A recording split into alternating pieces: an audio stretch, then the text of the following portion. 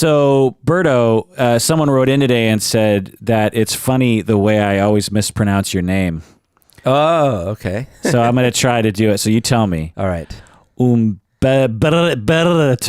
That's really good. How about Beto? That's not good. Beto. That's one version of it. That's my nickname. Beto. That's not my familial nickname. Humberto. There's a roll in there somewhere. The variants are Humberto. I can't do that. I know, right? There's Berto, which is the British, the English version. Berto. There is my dad's Berto. Yeah. And there is my mom's side of the family, Beto. Beto. So there's a kaleidoscope, a rainbow of choices when it comes to naming me. So this is part of the problem. We're in some emergency situation. You're being chased, and you're about to call after me, and you don't know what to say, and so the bad guys get you. Yeah. So, Berto, do you know what a culture-bound syndrome is? Culture-bound syndrome. Culture-bound syndrome. Can you imagine what that would be? I don't think I've heard that, but I can imagine a few things. So I could imagine that you have been immersed in a culture for too long, and now you have a hard time changing to a different culture. Oh, interesting. Because you're bound to a culture. Bound to a culture. For too long. Okay, interesting.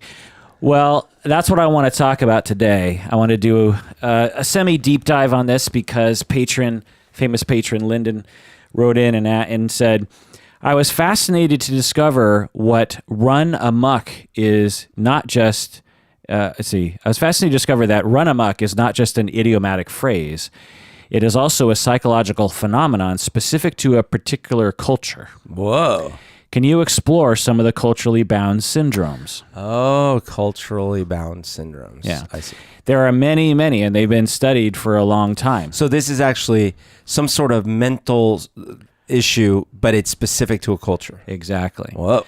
So that's what we're going to talk about today. I looked up a lot of the research, and I gave it some thought and blah, blah, blah. So this is going to be a deep dive. What do you say, Berto? I love it. Welcome to the Psychology in Seattle podcast. I'm your host, Dr. Kirk Honda. I'm a therapist and a professor bound within mainstream American culture. And my name is Humberto Castañeda, or otherwise known as Humberto Castañeda. And I work at a local circus. Have you seen, you saw Stranger Things too. Have you finished it? I did. And when Dustin is doing the... Oh, yeah. Wait, you can do the roll of the R. I can't do Chewy. By the way, episode 7 was awesome. No, you hated it, right? I loved it. It was so... I was ready to hate it, but, I was really refreshed because I hate being in a consistent place and with a consistent tone. Yeah. I like when it breaks out. Yeah.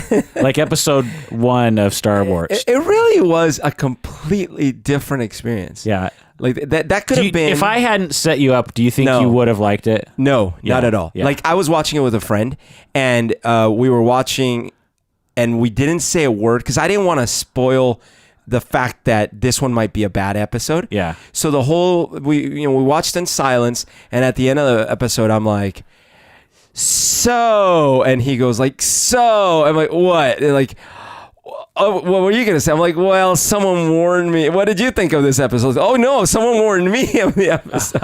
And we were both like, oh yeah. And then we just, for like half hour, we were just bashing it. God, it was so bad. Yeah.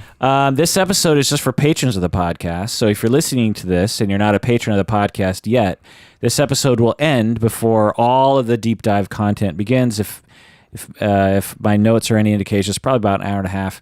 If you want to hear the full episode, you have to become a patron of the podcast by going to patreon.com. That's patreon.com. Join the 600 or so other patrons by going to patreon.com. When you become a patron, you get access to hundreds of patron-exclusive episodes in which we do deep dives into various topics. And when you become a patron, you don't have to listen to the vast majority of commercials that are on the main feed.